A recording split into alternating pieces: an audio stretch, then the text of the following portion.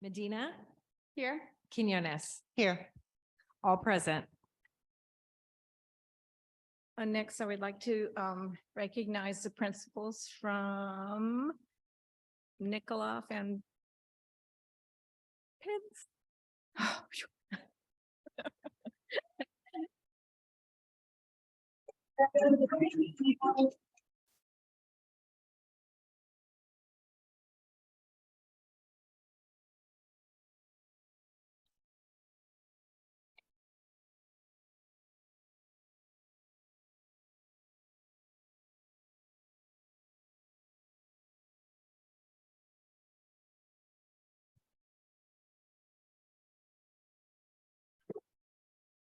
Please stand.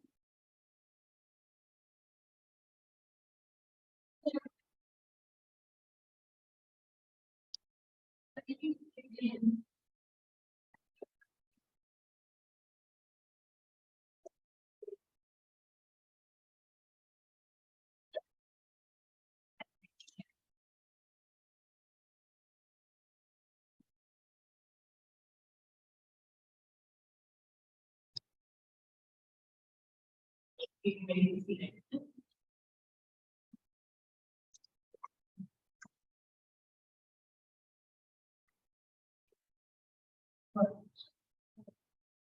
Recording in progress.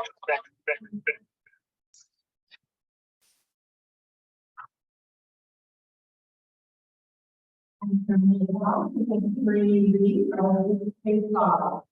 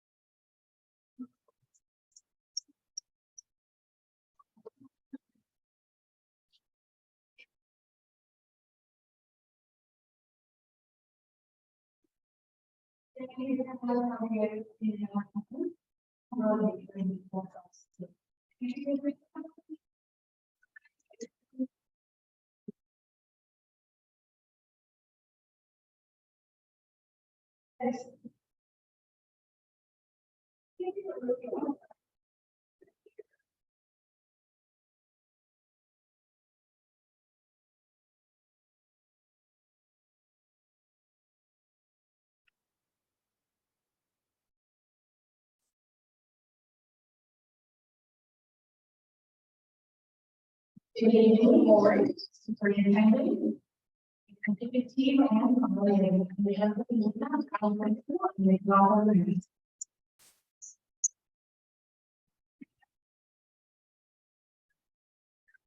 Also, we are empowered, also community and our classified staff, our certificate staff, our students and our professors. Everything you do, this is the goal. So I'm going to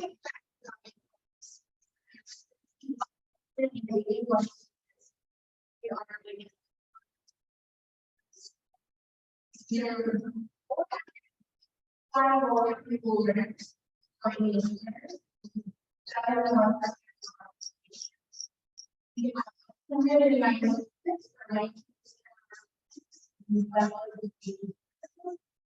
We have the operation to remember the exit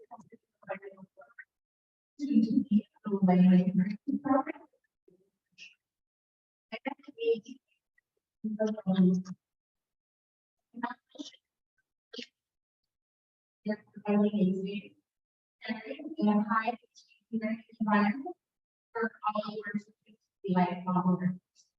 And for the function focus,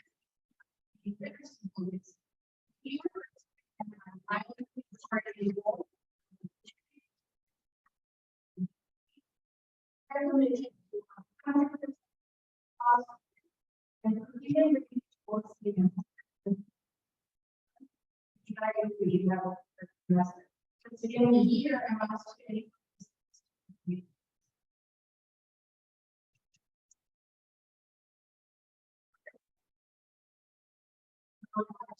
is like created to be a team. We have made it our goal to be place. This year is very exciting. We have a community that meets every week. We do data. Support from them and we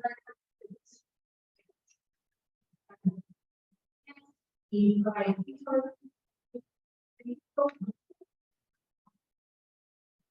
and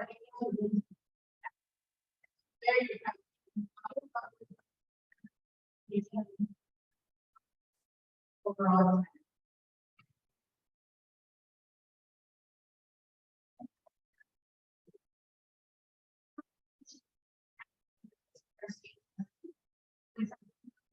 Sixth grade. The 21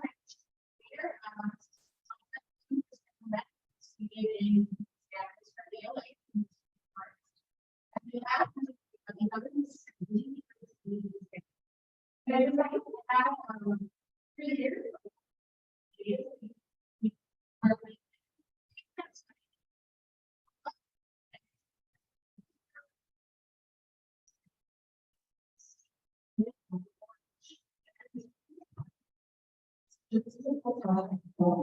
we know that how really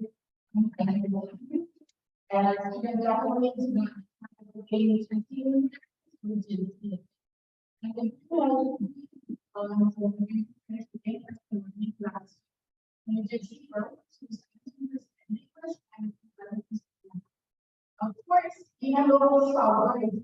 You are not who you want to be. You come to this year we are committed to our leaders.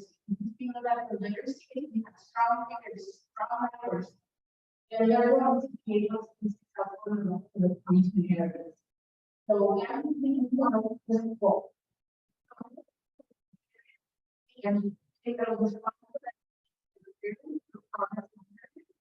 some of the thing that we do is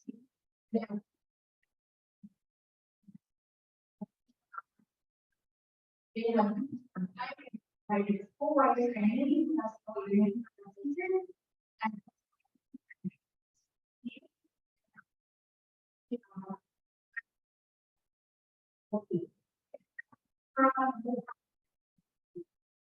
and all of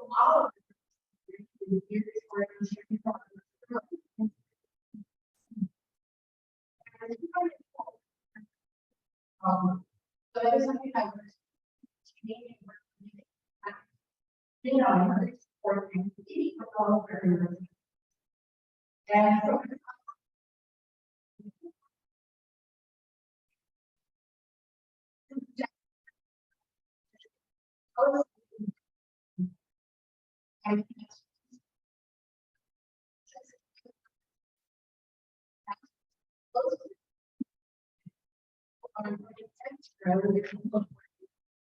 God forgiving you're very and our job is laughing was laughing.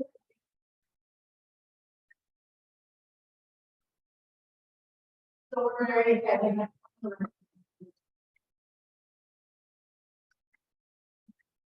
You're getting yeah, you know, in the research.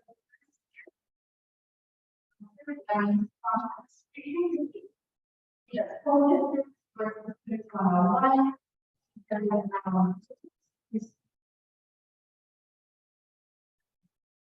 We are here in this book. I think years with our unity effort.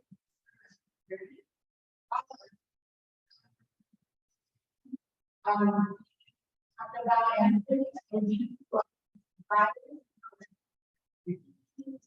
and so that's how we are.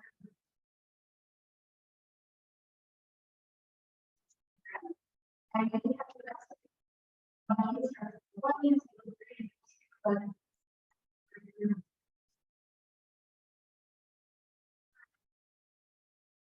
yeah,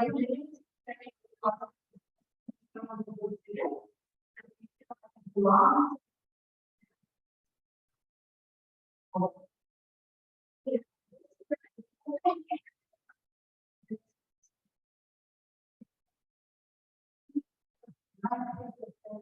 And we are providing all we have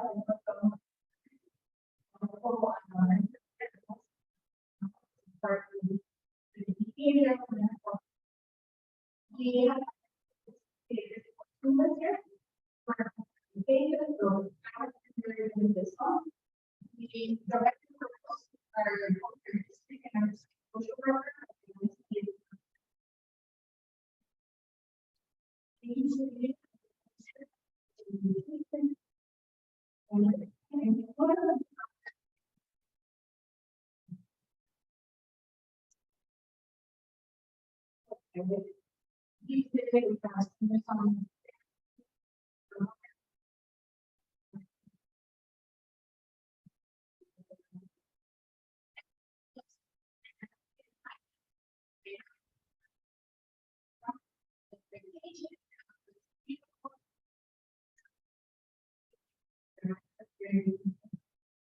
And we have a very, very active day. And wonderful teacher in London. When we have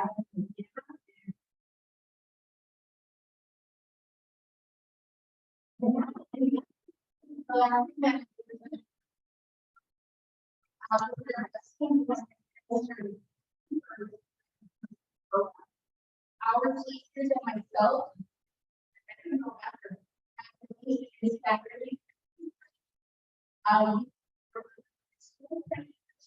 Here beyond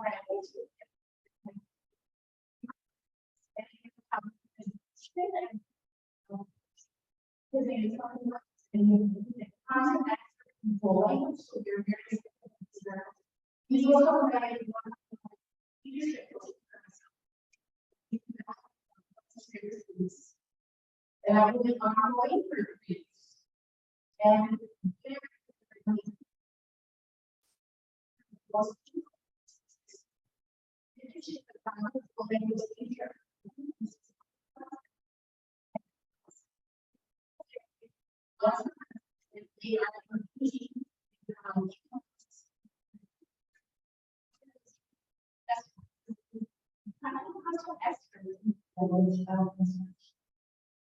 and our official match will speak. We are adding an additional. We are ready to speak on this meeting. So we are here and we and will be having a board created. Any questions or advice or I can make it easy.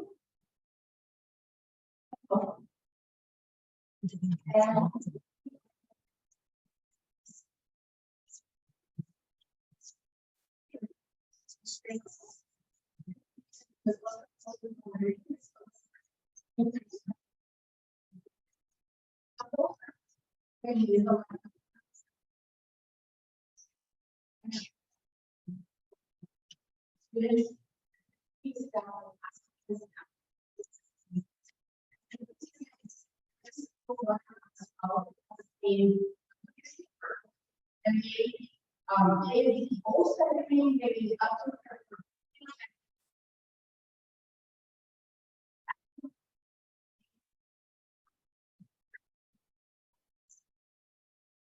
you think that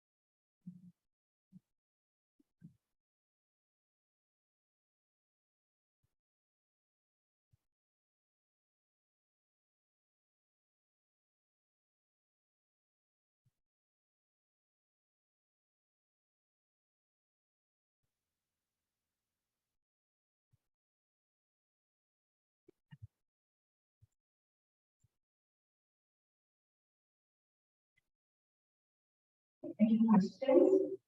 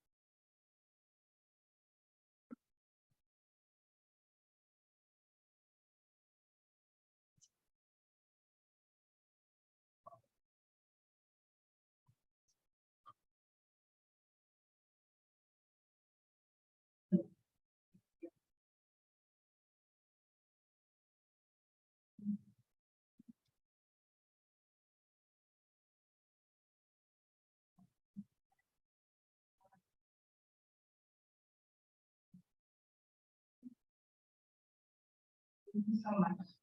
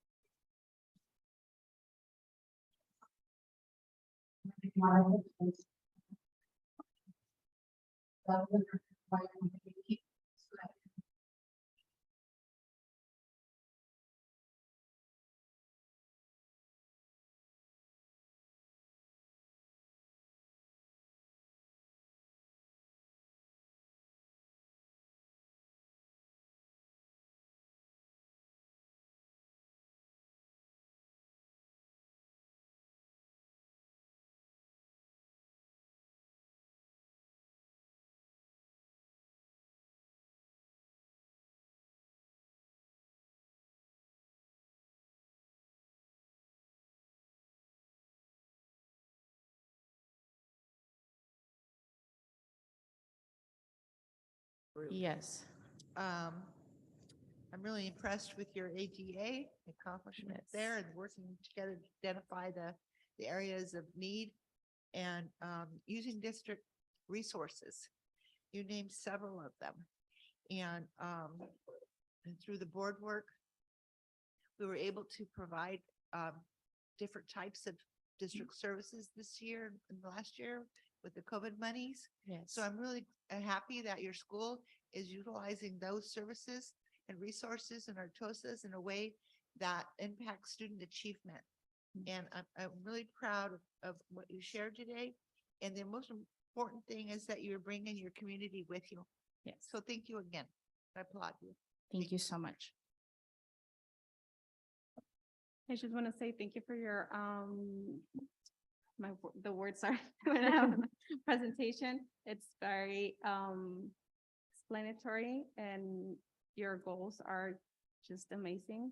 And I'm looking forward to see how the program is going to be evolving and how kids are going to be moving forward, academically. Thank you very much. Thank you. And I'd also like to thank you. I'm a second language learner, so it's, but later in life. So this is really important earlier in life to get Absolutely. going. So thank you for your work on that. All right. Thank you so much. Thank you.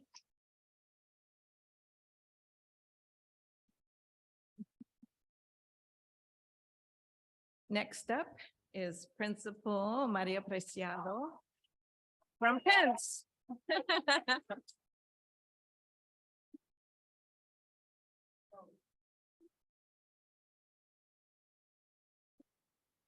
Good evening. Good evening, Board of Trustees, President Melanie Ellsworth, our Superintendent, Mr. Espinosa, our executive team, our audience.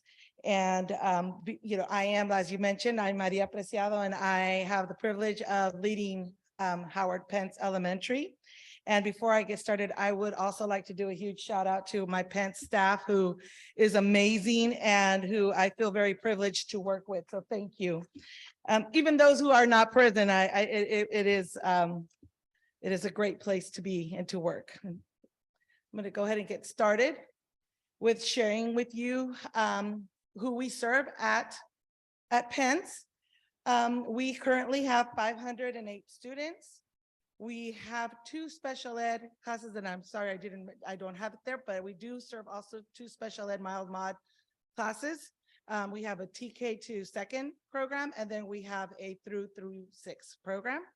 And then we also have of our As you can see, we have currently 465 of our 508 students are Hispanic, and 276 of those students are English language learners, which is 54% of our students.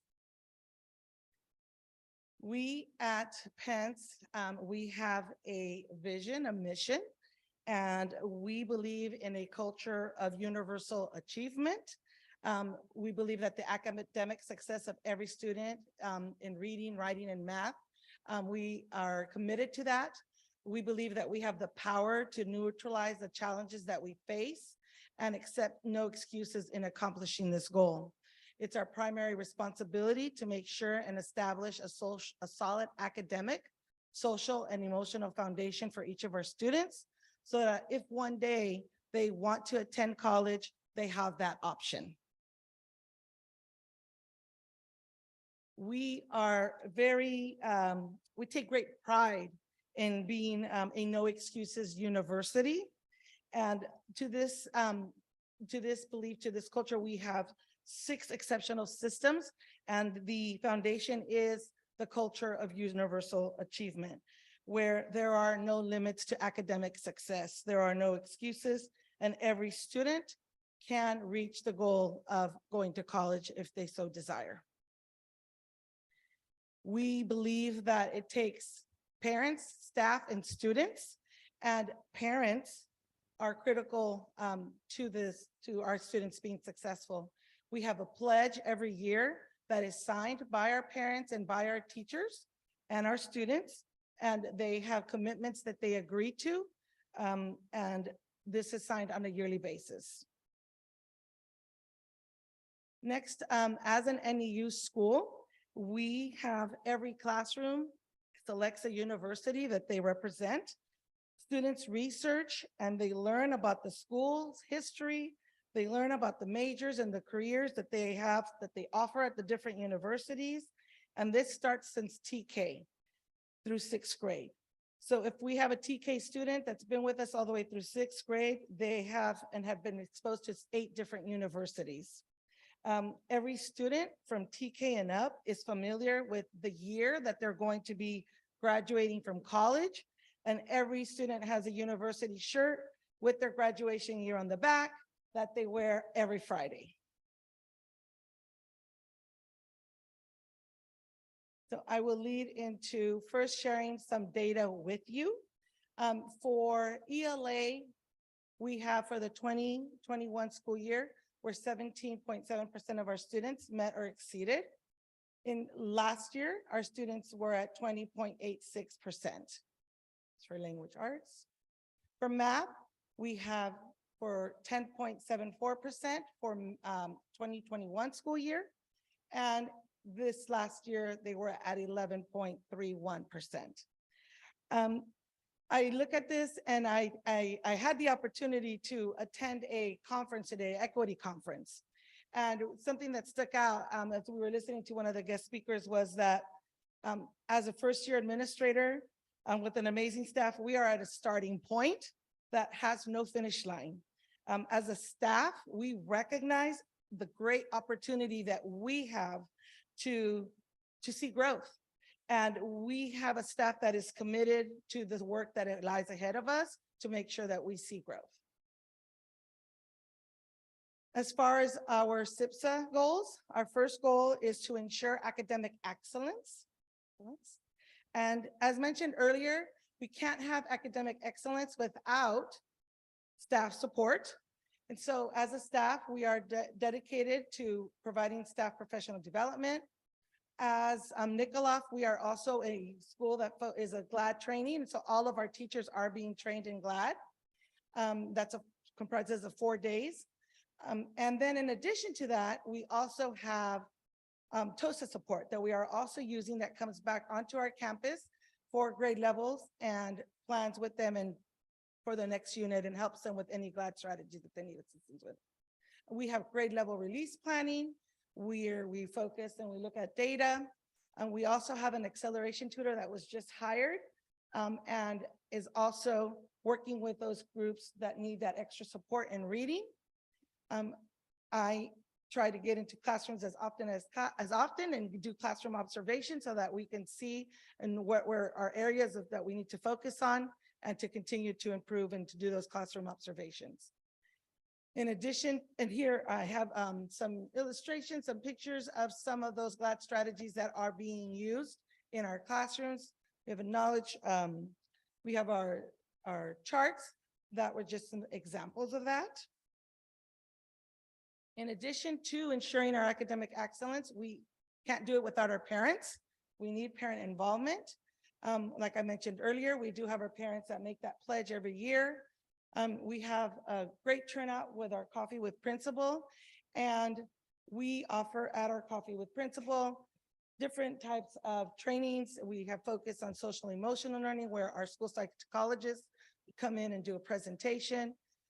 We also have our technology TOSA that's going to be coming in and showing our parents how to be, our students are so tech savvy, right? And our parents are trying to keep up with them. So how can they trace them on their phone? How can they make sure that they're doing what they need to do? So we're training them with technology. And then we're also making sure that they're aware of what those academic requirements are that their students need to make sure they are prepared to pass. Examples of those would be the CAS and the LPAC. And of course, our students are critical with ensuring academic excellence. So we have many strategies in place, but in addition to that, we do have some tier 2 strategies. We did, as we mentioned, we have our learning acceleration tutor. We have leveled literacy interventions. We do informal and formal assessments. We have 30 to 45 minutes of daily targeted literacy instruction. We have after school clubs. Also, Ms. Alton, it's amazing. I've had parents who come up to me and say, my kid does not want to miss school on a day that there's a club, which is exactly what we want to hear. And so those clubs focus anywhere from science. We have a yearbook club. We have sports. And in addition to that, several of our teachers have just made the commitment to continue to do after school tutoring, which focuses on reading support and instruction. For our second goal, we have a focus of advancing our equity and inclusion. And it's critical that in order for us to be able to advance in this area, we need to make sure we hear the voices of our students. And so the way we do that is by holding empathy interviews. We are going to be having a fishbowl coming up soon. We have the support of Atosa also, who came out and kind of helped me figure out exactly what I was going to be focusing on. Again, mentioning student surveys. We have an amazing counselor as well that we share with, I can't believe right now, I think it's Sunny Slope, but that's with us, and she does peer counseling groups with the students. We look at our tier 2 reports and we decide what are the areas that we really need to focus on. And she pulls out those groups and she works with those students. Today, we sent 7 teachers to an equity conference. We have our PBIS team, and we also have in our library culturally relevant student books that focus on inclusion and equity. Excuse me. In addition to that, our goal 3 is nurturing a safe and welcoming learning environment. This is an area that is very dear to my heart and that I am very passionate about. In order to have our students be able to focus on their academics, we need to make sure that they have a safe, nurturing, and welcoming environment. And so the things that we have in place at our school, the social emotional supports that we have is, again, PBIS. We have at our school every day, our students eat breakfast in the classroom. And so during that first 30 minutes, they are also receiving a designated social emotional learning lesson where they focus on school-wide expectations, character traits, and how just to be a good citizen. We have trimester assemblies where we focus on recognizing not just academic, but also citizenship and attendance. We have counseling groups. We also are a peaceful playground school. And again, we have books. We also look into surveys, and we also have a character trait focus of every month. And we focus on giving copying goods And then every week, we give a raffle for those kids who were displaying that character trait. We have a staff, as I mentioned earlier, who is exceptional and who has made commitments to be part of our NEU team. We have myself and other teacher who will be going to a conference this June. We, as I mentioned, utilize TOSA support, PBIS trainings, meetings, and professional development. And the other item that has been critical for us is the ICANN network through the San Diego County Office of Education. At Pence, we made a commitment as a team this year that we would decrease our overall chronic absenteeism rate from 46% to 41%. And by June 15th of 2023, by mid-October of this year, before we were already at 34%. So we exceeded our goal, and we hope to maintain it until the end of the year. Our average daily attendance has been 92%. And the change in percent of daily attendance from December 2021 for those 3 weeks compared to this December before one break, we went from 88.73 to 90.49%. So we had an increase of students coming to school.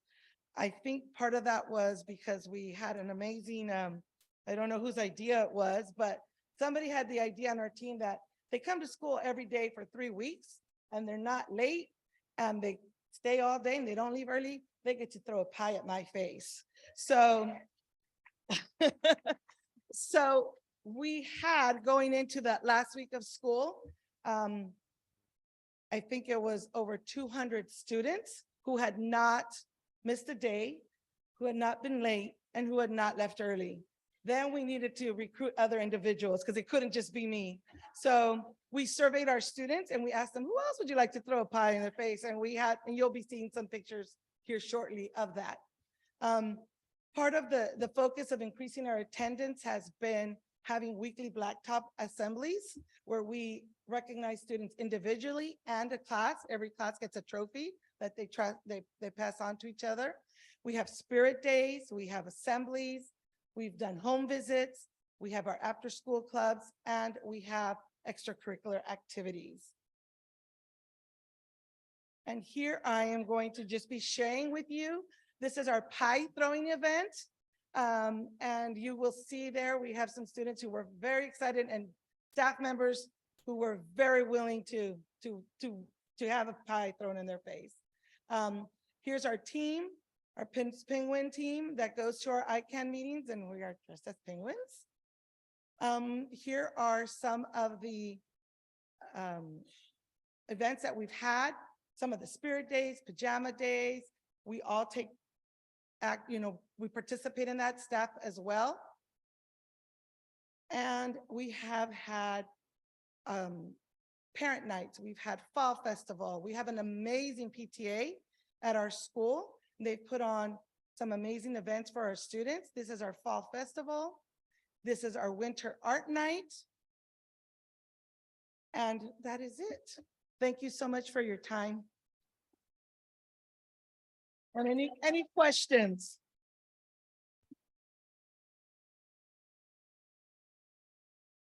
Questions? Comments? Comments? I can't see it, you know. it's- Thank you. That was a wonderful presentation. Thank you.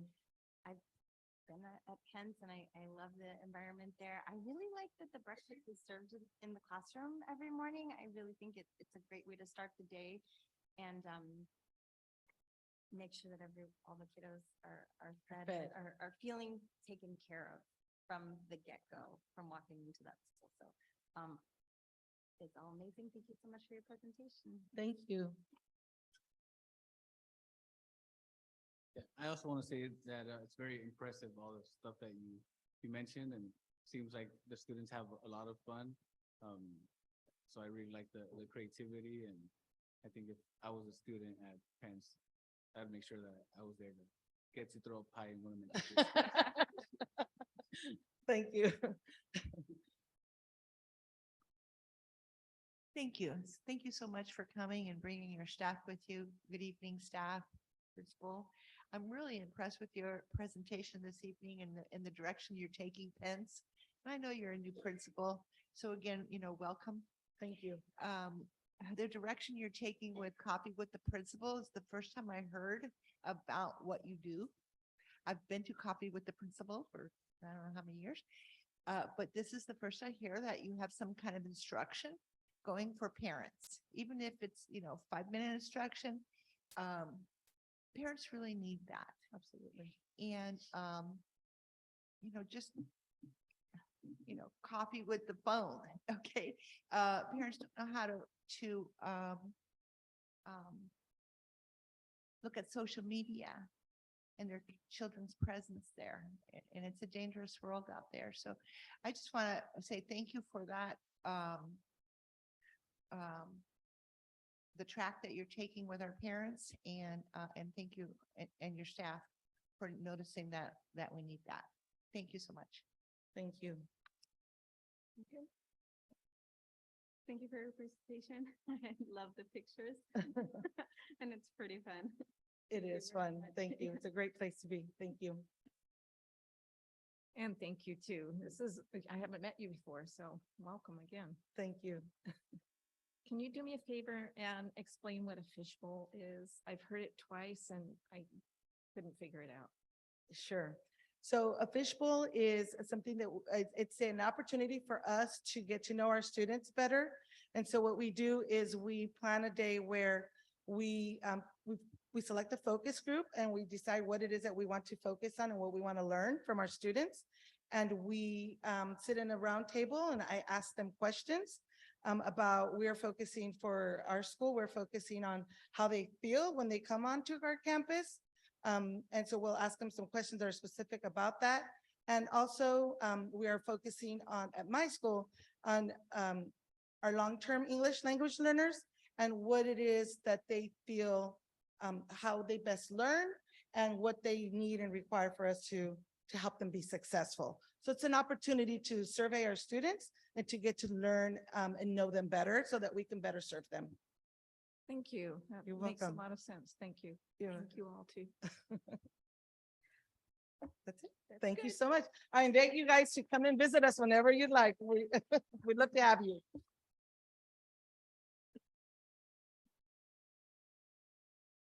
And one of the best parts of the evening always is to hear from the school sites. We're on to some business now. Is there a report of action taken in closed session? I'm sorry, Madam President. No worries. Yes, there is a report this evening, closed session. The report for January 19, 2023. The posted item, public employee discipline dismissal release, was pulled from the closed consent agenda. In closed session, on a motion from trustee Medina, second by trustee Liker, the board approved a resignation agreement between the district and a special education instructional assistant by the following roll call vote.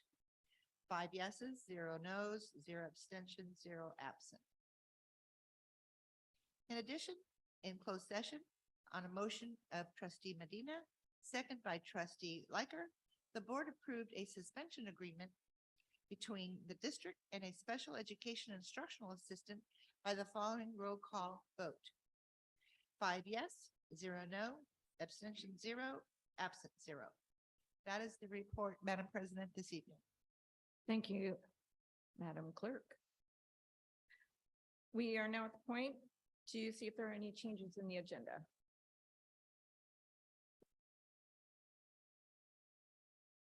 Seeing none, I'll move to approval of the meeting agenda. May I hear a motion to approve? So moved. Second? Second. Thank you. How many people approve? How many, call for the, how do you want it done? Roll call, is that the best? Call for the vote. Ellsworth, Here, yes.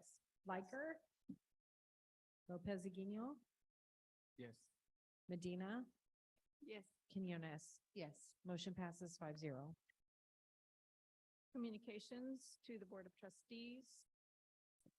from our various groups, starting with educational leadership.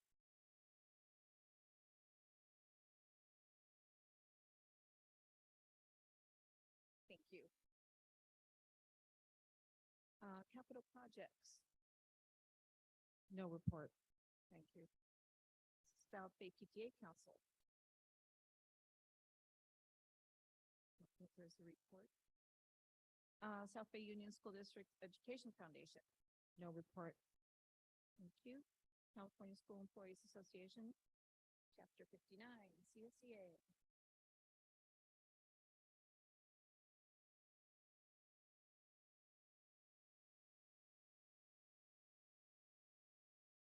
Not going to trick me this time. Good evening, President Ellsworth, congratulations. President, Board of Trustees, and Ms. Trustee Laker, congratulations. I had a little conversation with you. I'm glad you made it. And also, I'm going to kill your last name, Lopez Iguino, Lopez Iguino. Aguino. Trustee Lopez Iguino. Congratulations. Hello, everybody. Superintendent Espinosa, good evening. Hello, Amy. And Happy New Year. So, I would like to congratulate, as I was saying, Trustee Leaker, also a former classified employee. Woo! And Trustee Lopez Iguino on your positions. We are CSEA, as you know. We hold 70 classified positions and consist of over 480 employees in the school district. We are mighty and we are strong. Currently, our chapter is reviewing our CSEA contract and proposing changes. These changes will be collected and reviewed by the negotiations team. Our negotiations team will work with our labor relations representative to set a tentative proposal for the membership to approve in February. Once the membership has approved the contract changes, the negotiation team will meet with the district's team to negotiate these requests for the 2023-2024 school year. It's very important that all classified fill out the survey. The survey was sent to you via email to your personal email that was provided. The CSEA Calendar Committee also met this week, and they're almost ready to let you guys know what the calendar dates will be for the next school year. Classified members can take free online training at auroratraining.com.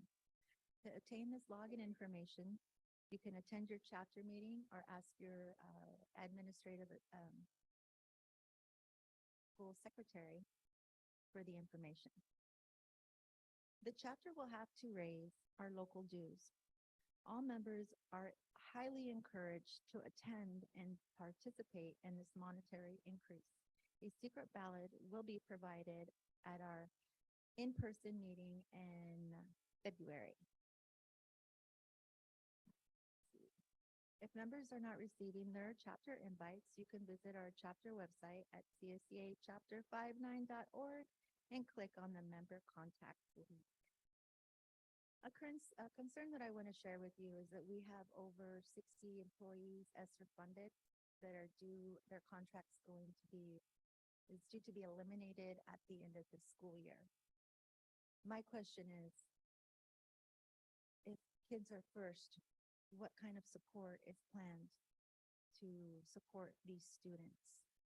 It's several positions. Every position we probably has an ESSER funded at all the school sites. This is a big concern that CSEA has. And that is it for me. It's great to see you all. Thank you.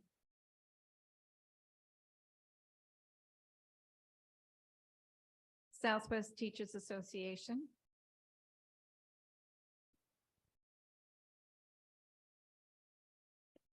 Good evening, trustees, executive team, colleagues, and community members. Happy New Year. I hope everyone had a restful winter break. As part of our ratification process, yesterday, SWATA conducted a general membership meeting where we had almost 2/3 of our members present.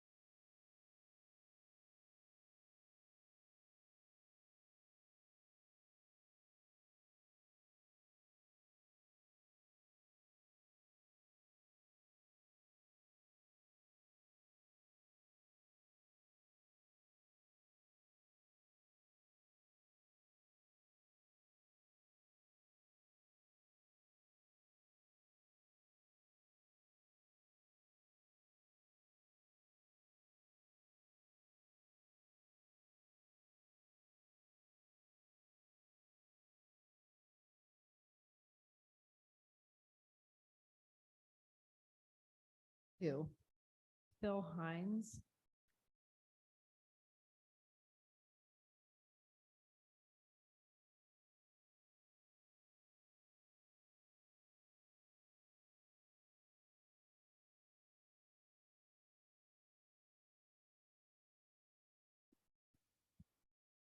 Good evening, ladies and gentlemen of the school board and other attendees. I am here to advocate for my special needs son, Rush Philip Hines. We are now in the midst of our second agreement with the district. The first one had some hiccups, as stated with the district's attorney. We just had a new agreement ratified by the board in December. Mr. Cochran was removed as the district contact, due to those hiccups. Currently, Mr. Ryan is the new district contract, and unfortunately, the hiccups have already started. Mr. Ryan has refused to discuss the purchases of memberships to places that are part of Rush's educational path, essentially responding with, "No, because I said so." That is unacceptable. He has never responded to who might be guiding him in his interpretation of the agreement. He has never cited from the agreement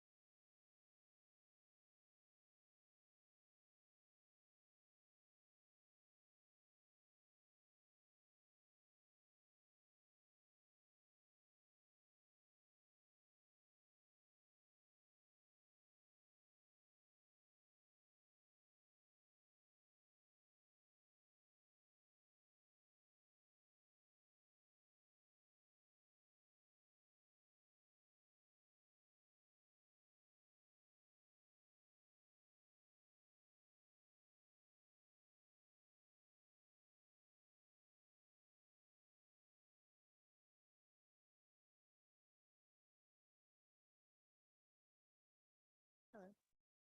First of all, congratulations. I voted for a lot of you. I'm glad to see you here. Good evening, ladies and gentlemen of the school board and other attendees. My name is Danielle Ward Hines, and I'm the parent of Rush and Cash Hines. That is not all that defines me. I'm an educator, an advocate, a director of an academy for inclusion, and a member of this community. The program we created over the past 2.5 years was successful, and we are working to improve it and make it accessible to all children in the future.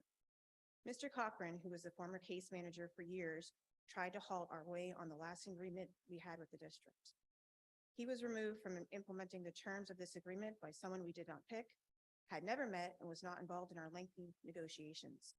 Mr. Ryan has had many opportunities to answer specific questions that were directed at him, but has failed to do so. This agreement was ratified in December. The very next day, Mr. Ryan's email informed us he would be unavailable for 2 weeks because of a school break.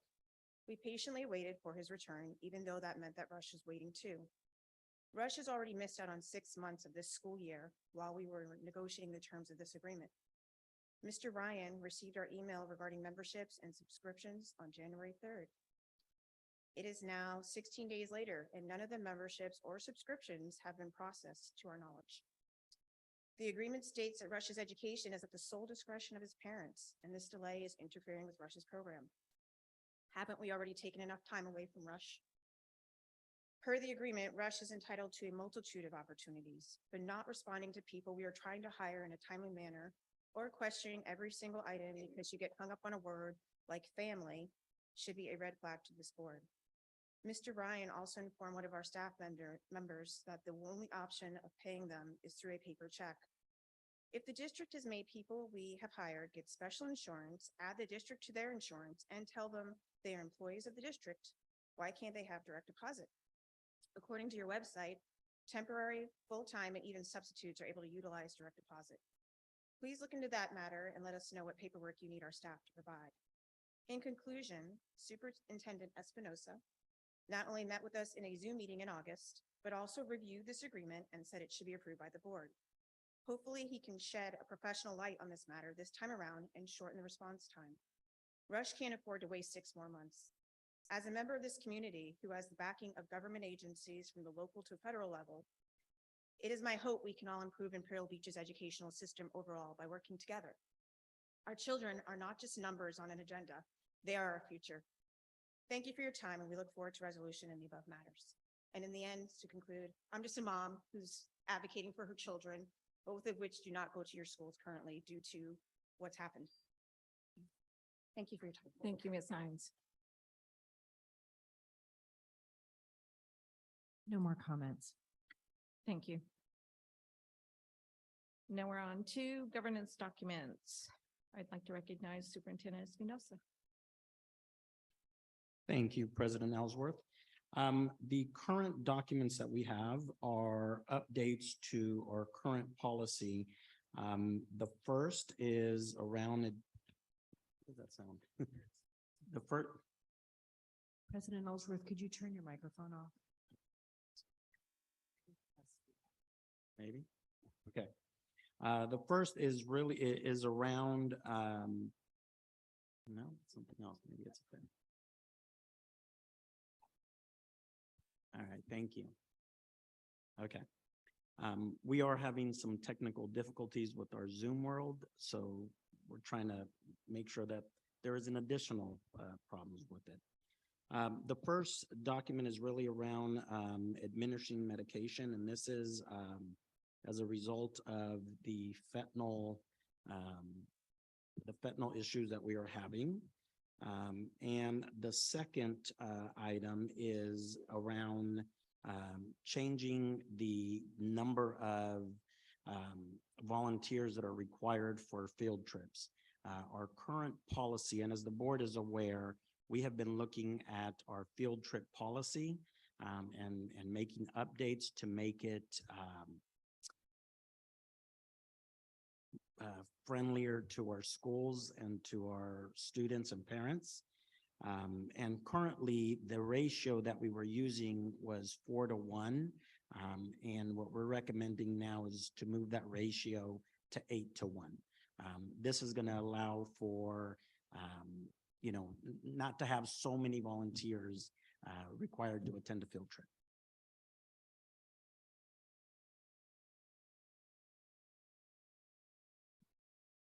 We can turn it back on. May I hear a motion to approve the two documents in front of us? I move to approve BP/AR 5141.21, administering medications and monitoring health conditions, as well as AR 6153 school sponsored trips. Well said. Second, I second the motion. could you move just a little bit closer? I second the motion. Thank you. Is there any discussion and questions, comments on these items? Thank you, Superintendent, for recognizing the need to look at our numbers on field trips so more parents and or guardians can participate in grandmas and grandpas. So it helps the schools and helps our teachers to get out there even for a walk. So thank you for doing that for us. And in addition, the need for the updated medication and administering medication section, that was greatly needed and something that the state of California as well as the county has recognized as an epidemic at this point. So thank you for bringing it in a timely manner. Any other? Call for the vote? Ellsworth, Yes? Riker, LopezIguino, Yes. Medina, Yes. Quinones. Yes. Motion passes 5-0. Next item is the 2021-2024 LCAP update. Assistant Superintendent Pamela Reichert Montiel, please.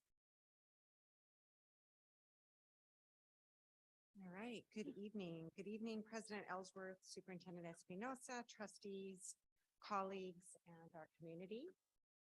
I come before you with an update on the 2022-23 LCAP, which is our Local Control and Accountability Plan. This is going to be a bit of a refresher. We did cover some of this in our board orientation in December, but just to make sure that it's fresh in our minds. So all school districts are required to produce an LCAP, and this is predominantly to demonstrate how LCFF funds are linked to meeting the needs of all students. We have 8 state priorities that have to be addressed, as well as specific metrics. We do work with all stakeholders, or who we refer to now as educational partners. And it does outline, the LCAP does outline actions and services that will lead to the attainment of district goals and the 8 priorities for all students. And as mentioned, educational partner input is reviewed and an integral part of this process. So we do have parent, student, and public input. Here are some examples of our educational partners' input.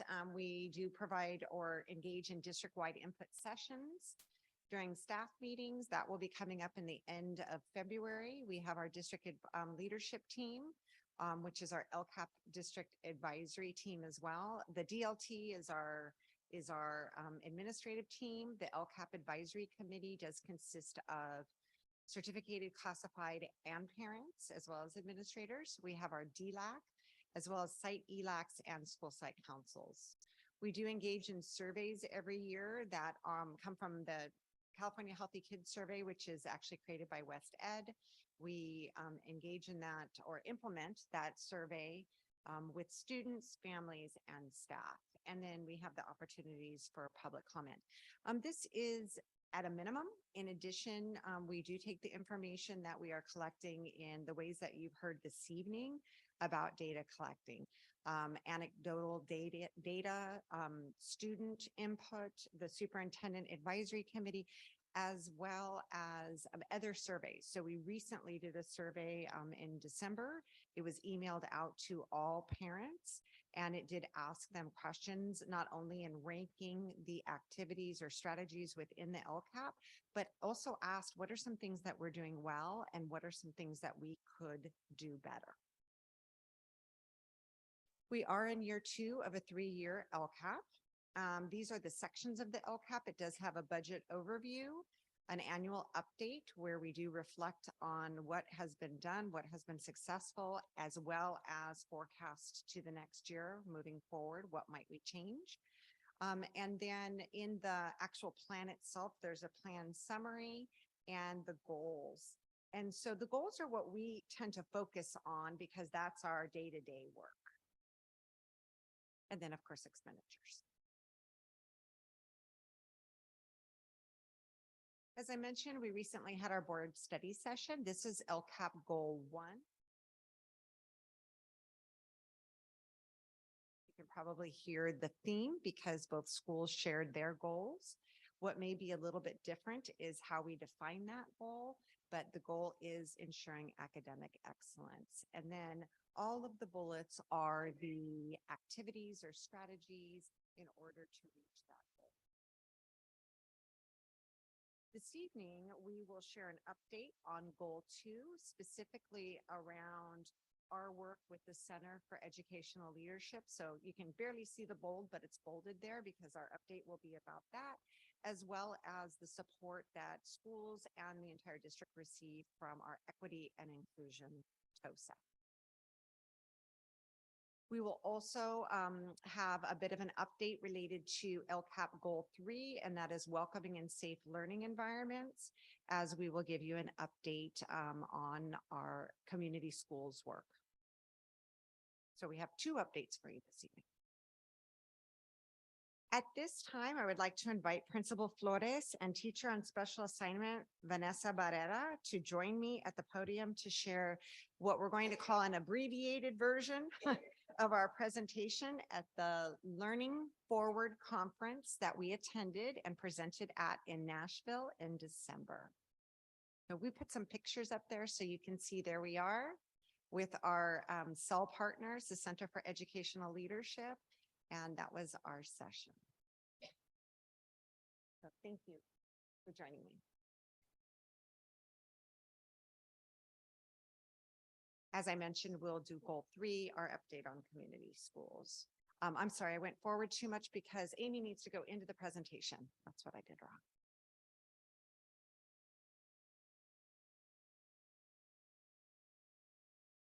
All right, so we shared in Nashville that we were Team USD. So we were there representing South Bay as the district level, the school site level, and of course, our teacher on special assignment that works both at the district and the site level. We shared our demographics and shared with our audience who we serve here in South Bay Union School District regarding the number of students, the fact that we have preschool as well as our TK or kinder through 6th grade campuses, our virtual academy, as well as our 2 dependent charter schools. We shared where we were located, as well as how many of our students are identified as socioeconomically disadvantaged, our multilingual learners, and our % of Hispanic and Latino population. And then the map so they could see we are that most southern western part of the United States.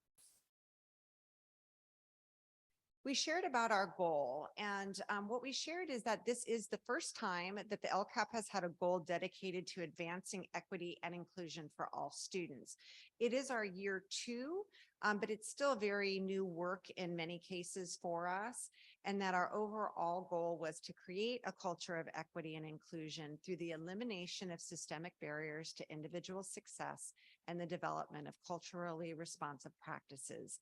And these are the action items. And what we know is that when we wrote this plan, since we're in year 2, we wrote it kind of 3 years ago, is that we had a vision for an equity and access task force for looking at what ethnic studies could look like at the elementary level in order to prepare students for that high school requirement. What type of equity-based professional learning we would provide. We did indicate that partnership with the Center for Educational Leadership, as well as purchasing culturally relevant curriculum materials and having a TOSA that was dedicated to this equity and inclusion work. We shared that at the district level, we have completed a lot of these goals, but we still have work to do. We have completed 5 full-day sessions with the Center for Educational Leadership, as well as 6 embedded sessions. And we did cultural proficiency with the Lindsays, and that was our SWATA leadership as well as district leadership. And then we did enter into a tentative agreement with the County Office of Education to do additional work with school leadership teams. And the challenge that we have faced there is simply substitutes, that it is hard to pull teachers out of the classroom and have groups going 7 to 9 teachers at a school site. And so we're still negotiating with them. But what we've discovered through this process is it probably wasn't a bad thing, because each time that we have a conversation, we're a little bit further in the work and our needs are a little bit different. And so what we may have thought we were going to originally do with the county around professional development has actually evolved. And by the time we get there, we'll better meet our needs rather than engaging in work that maybe we've kind of moved beyond, or our needs are greater. And then we do have a diversity committee that was actually created or came together prior to the pandemic, prior to school closures and distance learning, that we are now looking at how the diversity committee fits in with this goal too. So that's at the district level what we shared. And at this point, I'm going to ask that Vanessa comes up and shares what this all looks like at the district across schools level.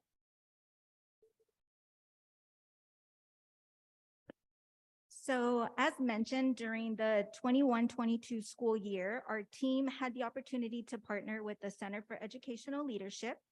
During that time, most of our district leadership, site principals, and myself participated in learning about how to develop collective leadership skills to create school environments, cultures, and practices that center student experiences. We participated in student fish bowls, also culture walks and student experience walks. Our site leaders also had the opportunity to develop their vision for an equitable school community.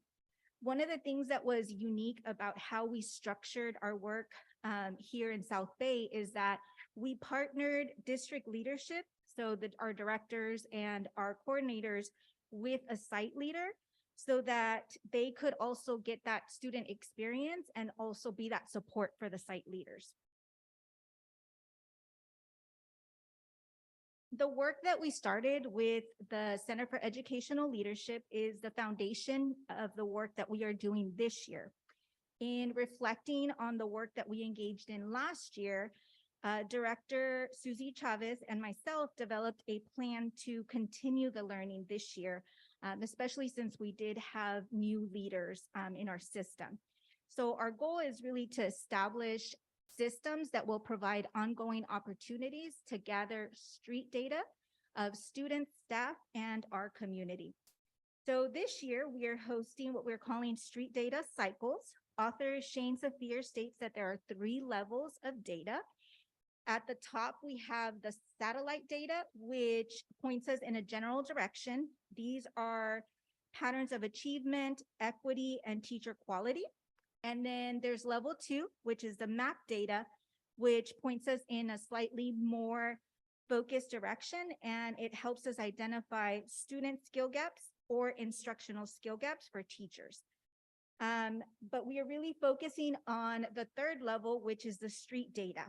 And with the street data, it requires a focused listening and observation, and it really helps us understand the experience of our students, our staff, and our parents. The shift from satellite to street is very simple.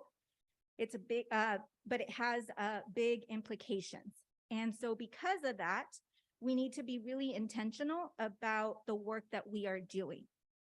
And because we have to be intentional, our principals are participating in cycles where they're engaging in professional development, again, around student fishbowls, empathy interviews, culture walks, and student experience walks. So they're grouped in their professional learning communities and coming together, learning, engaging in the professional development.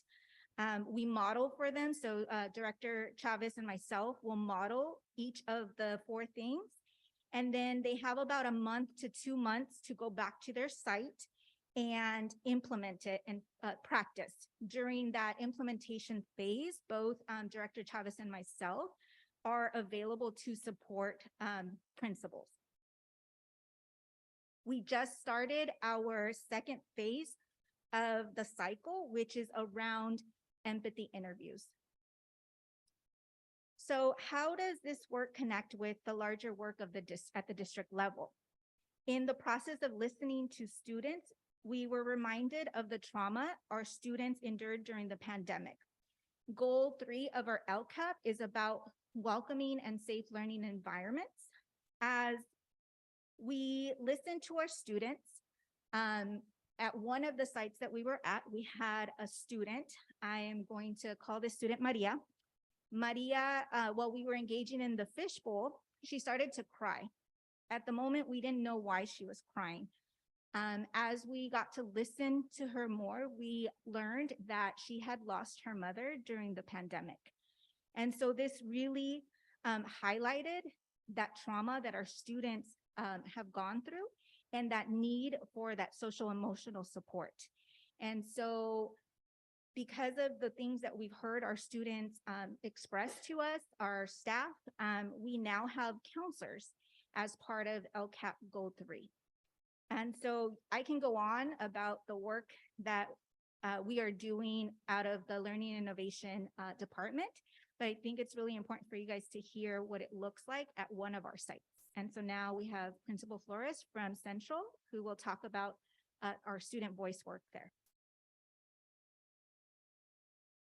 Buenas noches, good evening to everyone in the crowd. I'm glad that you're still sticking around to hear all about Central Elementary. Buenas noches, Presidenta Ellsworth, Board of Trustees, Superintendent Espinosa, exec team. It is a complete honor to stand here to highlight Central Elementary and the great work that has been happening at our site. Yes. See, behind every beginning is a backstory. It's a vessel that drives my leadership, my purpose, my belief, and my cause. And I want to share that with you. I was born into poverty. I came from a broken home. I was in and out of homeless shelters. I struggled to build relationships, to connect with the adults around me as a child. I transitioned into middle school and in high school, where at 16, I was pregnant. And as if the barriers in my life weren't difficult enough, I am 16, pregnant, and carrying my own shame of being a teenage mom.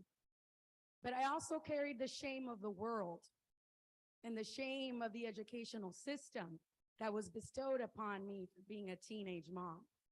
I was marginalized, I was isolated, I was looked at, I lacked connectedness, I lacked relationships, and I lacked voice. I overcame that. I graduated and I became a teacher. And I wish I could tell you that when I stepped into that school for the first time, that I changed the way that students experience school. But I didn't. I failed. I fell into the educational trap where I did not listen to the voice of Emily.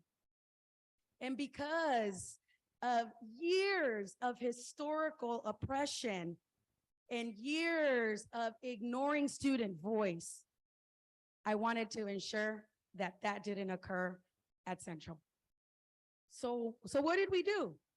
How did we start listening to students at Central? Well, I'll tell you right now, I don't have this magical recipe, unfortunately, that says, oh, this is the solution to transforming education forever. But we're working on it. The work that we have been doing at Central has been messy. There's been times that we feel overwhelmed with this equity work. What does it mean? Where do we go? Do we go left? Do we go right? It's been messy work. We've had peaks, we've had valleys, we've had wonderings, but I'll tell you one thing, I am proud of the direction that we are heading, and we won't stop, okay? So back in 2020, as a brand new principal, you know, we did our thing at Central, and our students were in distance learning, and we faced this opportunity, right? We are like, should we just focus on learning the digital platforms? Or should we also seize the opportunity and listen to students and what their current experiences are now and what they were before the pandemic? And our team rose to the occasion, and a small group of us during distance learning conducted empathy interviews to understand what our students were feeling in that moment.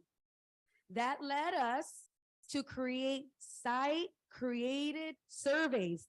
Our teachers created site surveys that were going to tell it. We wanted to see more from our students. So we conducted our empathy interviews, and these surveys told us even more. It was a different modality to listen to our students. Fast forward to 2021, our district partnered with the Center for Educational Leadership, and that only strengthened and propelled the work that we were doing at Central forward, because now we're understanding like, hey, we can do fishbowls. Let's do fishbowls and interview our students who are the furthest from justice and understand how they want us to serve them. And when we did the fishbowls, when we first started doing them, it was myself and the Equity TOSA, but that's not enough. It's good work, but it's not enough. We had to build the capacity of the teacher leaders that step into our classroom every day to do the work. So our teachers rose up to the occasion and said, yes, let's talk to our students. Let's all talk to our students, find out what they need from us. How can we change our instruction to better serve them? So all of our teachers participated in one-to-one empathy interviews so that they can listen to their students' voice. Now, what does that turn into? Well, that turns into, we're not just going to settle for analyzing quantitative metrics, which have for so many years driven the way we lead instruction and educational system. No, let's look at this differently. Let's look at what the students are telling us, the real data, the street data. What do our students need from us? What are our multilingual learners saying? What are our students who receive services from IDEA need from us? So at Central, we don't just look at numbers, we look at street data, and it's part of the culture at our school. It lives, and it breathes in our school. What does this turn down to for our students? Our students have written our Central Pledge, written by students, for students, with the support from our teacher leaders. Our students lead our school-wide assemblies. Our students engage in partner talk, critical thinking facilitated by their teachers. Our students lead our safety patrol committees. Our students lead our announcements. Our students belong. They feel a sense of belonging at our school. They take pride for being at Central. Now, I'm not here to tell you, unfortunately, we're not where we need to be. We're not where we want to be, but I'll tell you what, we're not where we used to be. And that's because at Central, we've adopted this mindset of being one team in one boat with one row, rowing towards humanizing the educational experience for every single student, not all, but every single student that steps into our school.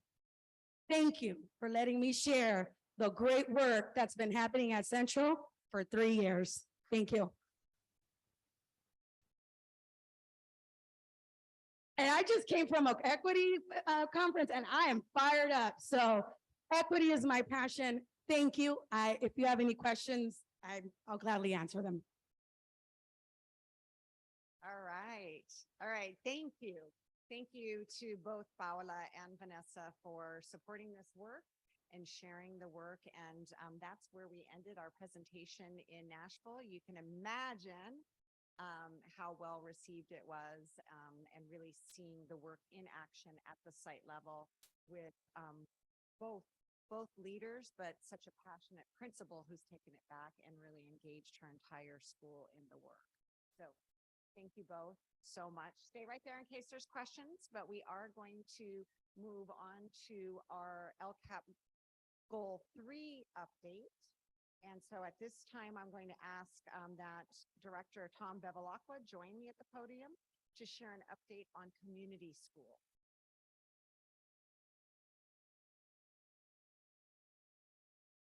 Good evening, President Ellsworth, Superintendent Espinosa, trustees, executive team, colleagues, and community members. Tonight, I'll share a brief update on our work in exploring community schools. I'm going to start with explaining what a community school in action may look like. There are 4 pillars in a community school. Pillar 1.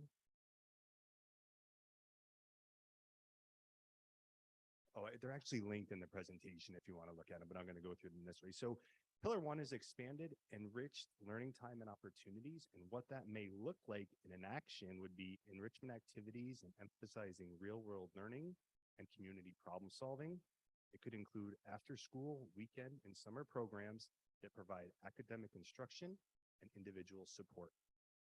The second pillar of community schools, integrated student supports, and examples of that may look like a dedicated staff member who's coordinating support programs to address out-of-school learning, barriers, and things that may be impacting students and their families.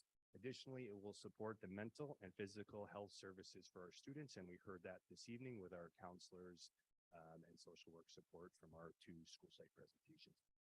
The third pillar is an active family and community engagement, and this is to promote interactions amongst families, administrators, and teachers to help families become more involved in the decisions about their children's education. And finally, the school functions as a school neighborhood where there are educational opportunities for adults, family members to share their stories and serve as equal partners in promoting student success. And the fourth pillar is a collaborative leadership and practices where parents, students, teachers, principals, and the entire community partner together to build a culture of professionalism.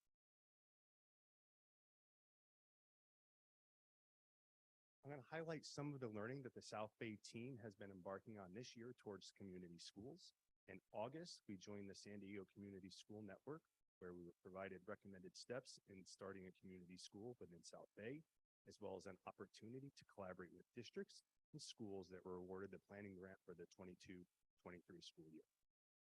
In November, Principals Court, Corrales, Syverson, and Vargas and I visited Hancock Elementary and San Diego Unified, where we spent a half day with the principal, the instructional support officer of community schools, and the district coordinator of community schools. Hancock Elementary School is one of the 4 schools in the first cohort of community schools within the San Diego Unified School District. It is predominantly military. It's off the 5 Arrow Drive in that area. So we got to spend a half day really picking their brains of what has worked very well, what things they would recommend we do as we pursue community schools, and things they may do differently, essentially learning from mistakes. In December, Superintendent Espinosa, Principal Corrales, and I attended the Transforming Learning in Community Schools professional development meeting with SDCOE. During our learning together, we explored how to transform learning in community schools, and the day provided an opportunity for us to learn and collaborate about how deep learning can support goals and impact student learning and well-being. And finally, on December 16th, we submitted our application for the California Community School Partnership Program Planning Grant. Grantees will be notified around spring break. And if we are awarded the grant, it's for 2 years from May 1st of 23 through June 30th of 25 at $200,000 a year.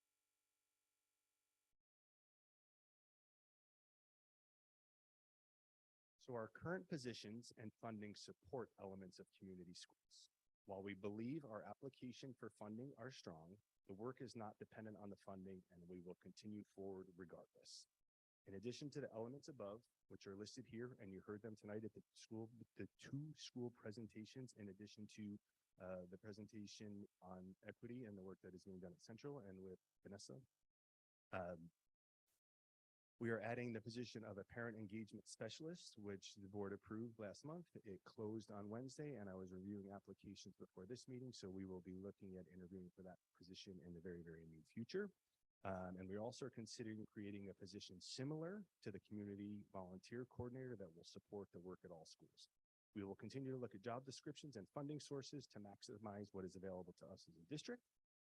So thank you for allowing me the opportunity to provide a brief update on the work we have been doing towards building community schools here in South Bay since the start of this year. I'm here to answer any questions you may have. Thank you. Yeah, go ahead. Just a real quick, we got it. All right, question. So any questions about either of our updates this evening? Before you have a seat, thank you for your presentation on community schools. But real quick, on the grant, did you apply for all of our 12 schools or just a selected few? So I want to make sure it works. So that we actually applied for two separate grants. We applied one for the district for the 10 sites, and then the two charter schools are their own LEA Right. through the CDE. So Imperial Beach Charter applied for the grant as well. However, the one that was submitted well, they were both submitted on our behalf, but one will be for the 10 other schools. We did not identify one specific school sites, although we did talk about some specific site leaders and principals who attended the day with us. There were others who expressed an interest just based on their schedule and not wanting to deplete the district of all site leaders on a day. We picked and chose a few. With the grant is, if we are awarded the grant, we would really spend some time with whoever that person that would be hired and looking at what are the needs of the individual sites and what are the needs of that community to really develop a plan. So the community school at Nicollet may look very, very different than a community school at Howard Pence based on what are the needs of that unique community. And so the funding, and we're going to get it, positive. But for instance, last year, I think 13 schools in San Diego Unified were identified. They have Or received it. four. Yeah, Hancock was one of them that we were able to visit. Okay. And so, it's not promised that all 10 of ours will be given the grant. But when the grant is received, then, I'm just talking here, that grant money would be, separate in their local control, budget as community school monies and then allocated through that for particular identified work. So it's a two-step process. We are in the planning grant piece of it. So we have that planning grant is what we applied for a 2-year time period. There's the next piece is an implementation grant, and that is where it becomes site specific. So the site specific of the implementation grant, say it's awarded to school A would do their needs assessment and survey and then allocate those funds from the grant to support that unique piece of it. This planning grant component is really what do we see as a district to prioritize the needs between the 10 sites, knowing that the two charters are separate based on being their own LEA. I hope that clarifies it. It does. Thank you. Any other questions, comments?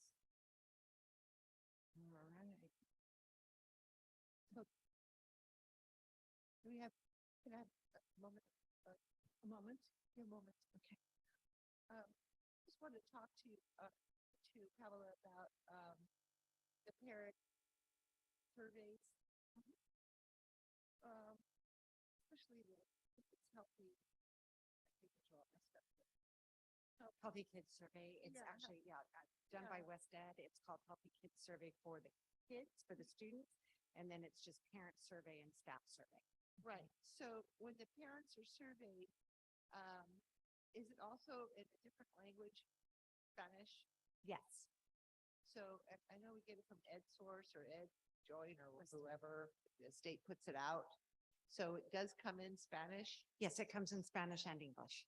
Spanish and English for Mhm. parents. Yes. And we typically do it as a link that'll go out in emails, but as well through the principals, through newsletters. We've had conversations with our principals already about ensuring the most representation possible may require having some little, computer lab setups or pickup at the after-school program or all of these wonderful ELOP clubs that we have going on, but having opportunities for parents to complete the survey on site as well, if we find that it's not happening. But we had good representation on the survey that we just sent out in December. We had 300 parents respond to that, which while we want more, is probably the most that we've had it was good. I know we focus on, teaching and learning through the LCAP, but we also, look at the other areas in which, we need to look at equity and inclusion in our, physical education component. We really don't speak about that. But, I did, speak with the superintendent about this, and I was concerned that our kindergarten and our pre-K and kindergarten students here in Imperial Beach have been here 4 years. And their physical education needs and I'm not a teacher, so I don't know what standards there are in kindergarten, PK, jump, skip, pop, slide.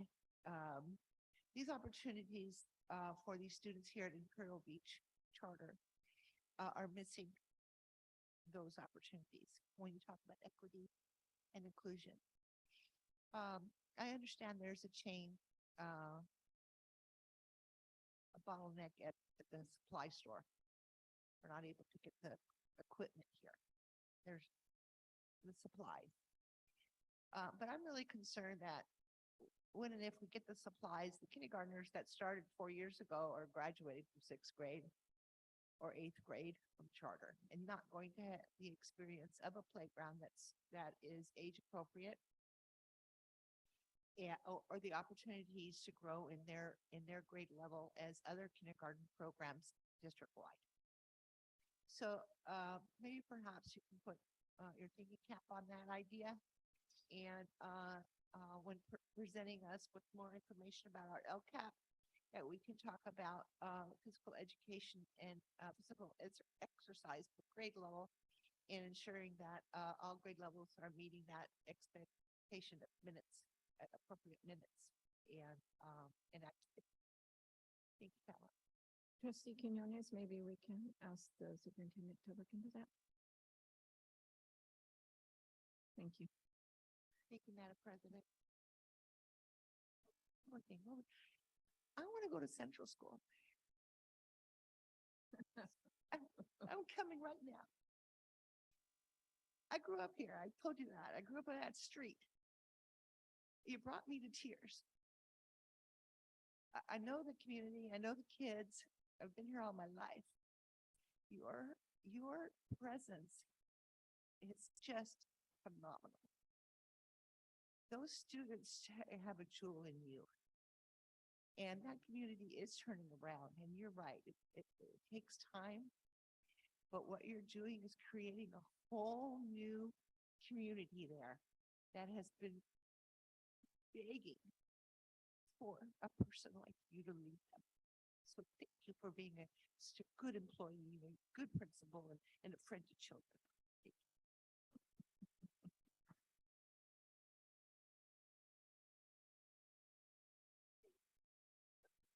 I also want to say thank you for the presentation and thank you for bringing the fire and the passion. It was, yeah, definitely wasn't expecting to feel this way today at the meeting. And so, yeah, just like Trustee Quinones said, the students are really lucky to have a principal like you, and we're excited to continue to see you grow and the students succeed at Central. So thank you. Well, that's it. But before you go, I just want to thank you all for your team equity and inclusion for your work, your presentation to make us known in, where was it, Nashville? Yes, make us known across the country memorably. And thank you, Tom, for your update. I learned some more, so thank you for that. Pretty complete. Thank you, all four of you.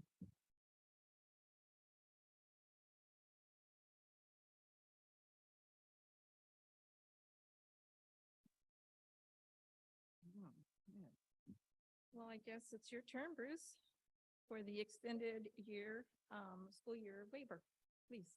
Good evening, Board President Ellsworth, trustees, Superintendent Espinoza, executive team. I'm Bruce Cochran. I'm your Director of Special Education, and I'm here to ask for a public hearing and an approval of a waiver for our extended school year program, or as we call it, ESY. ESY, you could think of as summer school for students with IEPs, and ESY is open for those students who qualify for extended school year. A typical district, a district that has a traditional calendar, has a 4-week ESY program where students attend for 20 hours. Here in South County, all of the districts have a unique calendar. And so our window between school years is much shorter. So over the past few years, we've appeared before you asking for a waiver where we would have a 3-week ESY program where we would have students attend 5.75 hours a day, which totals 80.5 hours. So our students aren't being shorted hours. We're just kind of shortening the time in which they're going to extend the school year. So they do get a portion of summer to be kids. So at this time, I would ask for a public hearing and approval of the extended school year waiver. Now I open the public meeting, right? Okay. I open the public hearing for the extended school year waiver. There are no any- comments. No comments? Okay, thank you. So I will close it. Thank you. Now on to what you need. Yes, at this time, now that the public hearing is closed, I would ask the board for your approval of the extended school year waiver. Do I hear a motion? I move to approve the shortening the number of the extended year school days from 20 to 14 as presented this evening. Second. Are there any further questions or? Mhm. Okay, thank you. I'll call for the vote. Ellsworth, Oh, yes. Liker, Yes. Lopez Aguino, Aye. Medina, Yes. Quinones. Yes. Motion passes 5-0. Thank you, trustees. Thank you for providing all those hours for those kids. Next, we have the annual audit report. I'd like to recognize Director Joel Ryan. Good evening, President Ellsworth, trustees, Superintendent Espinoza, and executive team.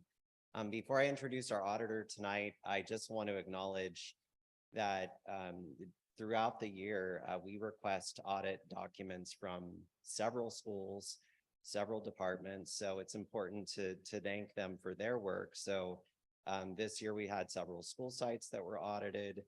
Our human resources team assisted, our payroll team, our accounting team, our purchasing team, even Amy Cooper helped with documents, Director Salaya, and our nutrition services department. So thank you all for doing the work to provide our auditor with what they need to get their work done. Now I'd like to introduce Heather Rubio. Heather has been with Christie White Associates for 17 years. She is a lead auditor / audit firm partner. She also is known throughout the state of California. So when I came to this district, I was told, oh, you get to work with Heather. You're really lucky. So when I have questions about, is this legal? Is this the right way to spend these funds? How do I put this in my accounting system, for the most complicated things? She's always there for me to call at a drop of the hat. So thank you for all of your work. Thank you for your team. So with all of that being said, I'll let you do your part. Thank you for that introduction, Joel. I didn't know he was going to say all that. But it's good that he did because I'll explain why. Do I have access? Am I the one who can? Okay, perfect. Okay. As you mentioned, I am the lead auditor and I'm presenting to you on the fiscal year end, June 30, 2022. So I think this might be the last you'll hear of June 30, 2022, right? Because you've gone through first interim, second interim, and the audit is the final stage. To start off, it is the auditor's responsibility to obtain a reasonable opinion to make sure the financial statements are stated correctly. Our opinion doesn't necessarily address the financial condition of the district, but if we didn't feel you could meet your reserves going out 1 year, we would note that in the audit report. And the reason Joel's thanking everybody is because you guys got an unmodified opinion, which is the best opinion you can get. So you guys did a wonderful job, and I'm sure that wanting to give everybody credit for that. Okay. And it says it right there on page 1 of the audit report, second paragraph, if you're wondering where it says it. So that means we agree with all the numbers in the report. But how did we do that? What do we do to feel comfortable with those numbers as auditors? Well, Joel mentioned all the people involved, and these are also the stuff that we do. So we're looking at stuff like your cash. Is it recorded correctly? Your accounts receivable, all your LCFF calculations, your actual goals. Did you spend the money where you said you were going to spend it? Your capital assets, so your bond programs, your accounts payable, your journal entry process, your and then overall just your invoices and all your systems. And you guys have updated your systems and payroll and HR, and I can go on and on. In all these areas, you guys have no significant deficiencies, no material weaknesses, and no material compliance. So that's great. Because you're a school district, you are also subject to 2 more audits.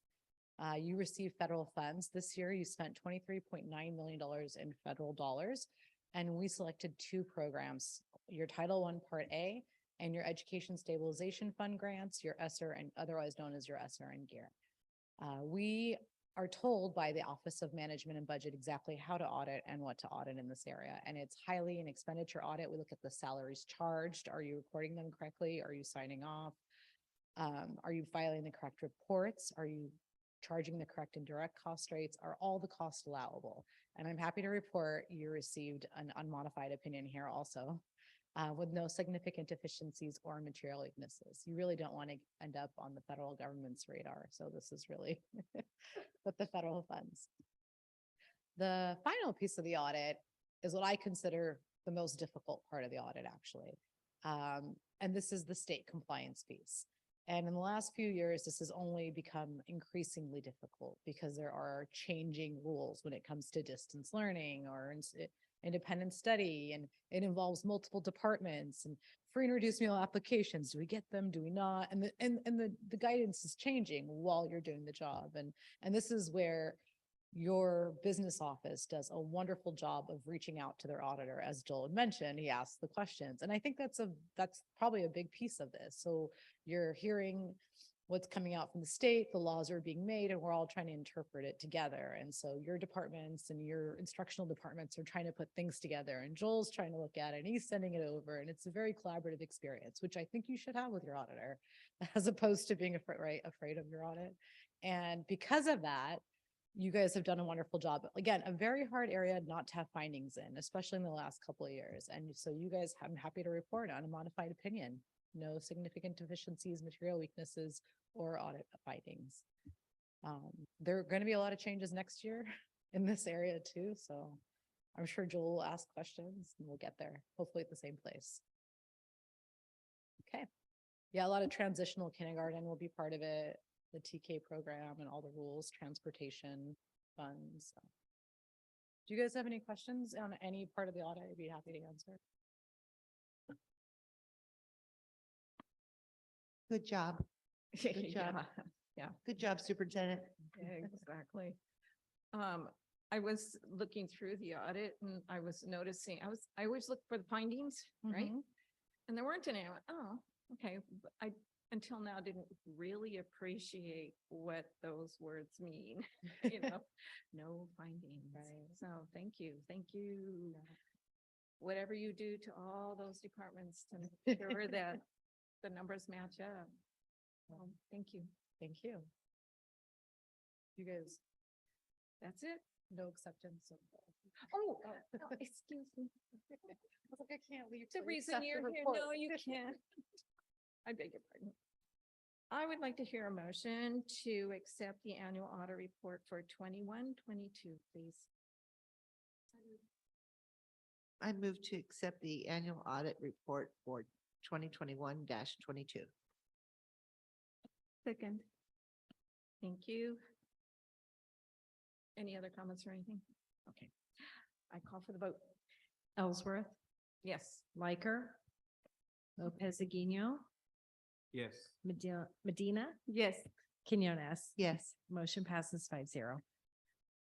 Thank you very, very much. Okay, ooh. We have, let's see, selection for the committees to choose the employee, anyway. Let me read it correctly here. Employee of the Year Selection Committees. I'd like to recognize Executive Director Melissa Griffith.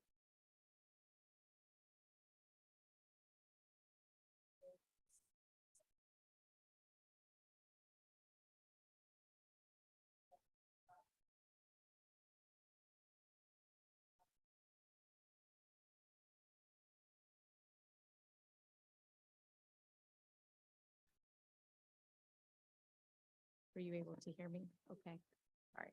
So we're making nominations, correct? Correct. Anybody want to nominate? Trustee Yes, I Quinones? would like to nominate John Waters for classified staff.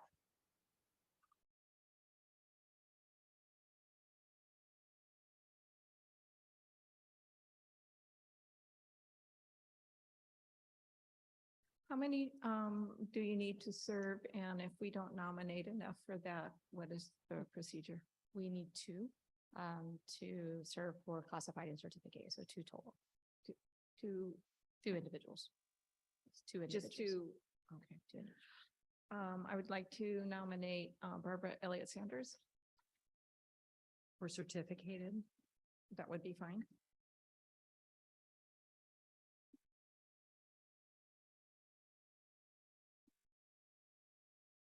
Can they, committees, Madam President? Can they serve on both committees? I do not know. Typically, after tonight's meeting and we determine who the committee members are going to be, then they would be a reader, so they would be a part of the process as a whole. So we have two folks, and usually one of those individuals would be the reader for the classified side, and one would be the reader for the certificate.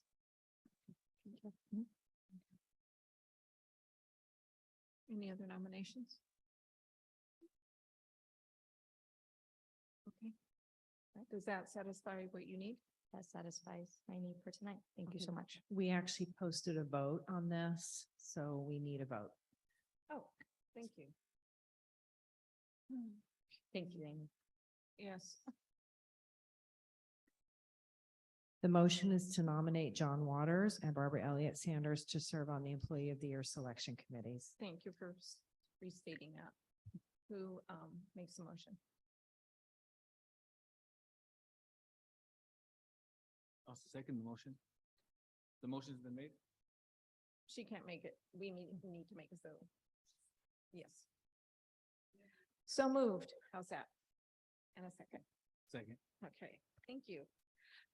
Call for the vote. Ellsworth, Yes. Liker, Yes. Lopez Aguino, Aye. Medina, Yes. Quinones. Yes. Motion passes 5-0. Thank you. Okay. It's. Who would like to read the consent calendar? We have a public comment on consent. And I take that now. Okay. John Waters,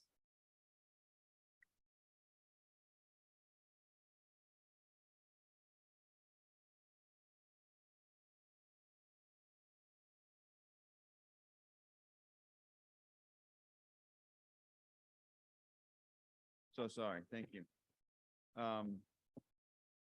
But this was, the item on these school accountability report cards, SARCs, I think they're kind of often referred as. So the letter for the board stated that there was a delay in the, California Department of Ed's release of information, required to be included. So, you know, most of the report cards are blank. And the board's gonna make the approval of the blank report cards today, and then I guess later, when the information is available, it will be included and updated on the website.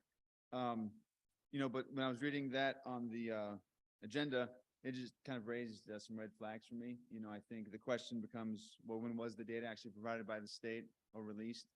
And how much of a delay was that, right? Because in years past, is it released, you know, 6 months before, and then this month, this year, the state was delinquent 6 months, or was it 2 weeks, or what exactly was it, right?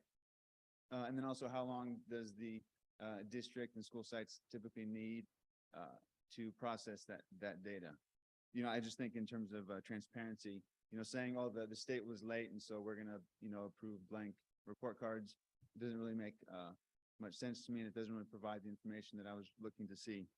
I found a news release from the Department of Ed that the information was released on October 24th. And so I don't know if that's significantly later than usual.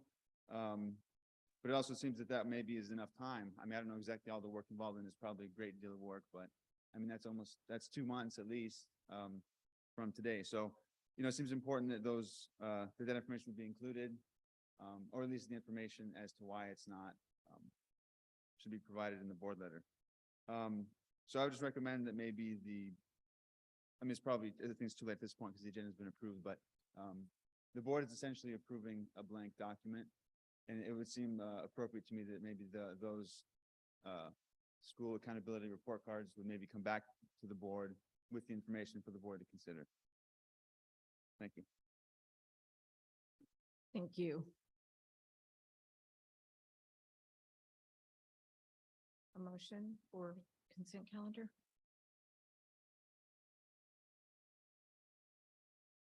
Yellow. I motion to approve the consent calendar. That's fine. A second? Second. Okay. Call for the vote. Ellsworth, Yes. Liker, Yes. Lopez Aguino, Yes. Medina, Yes. Quinones. Yes. Motion passes 5-0. Okay, at this time, each of us may suggest one topic for a future board meeting.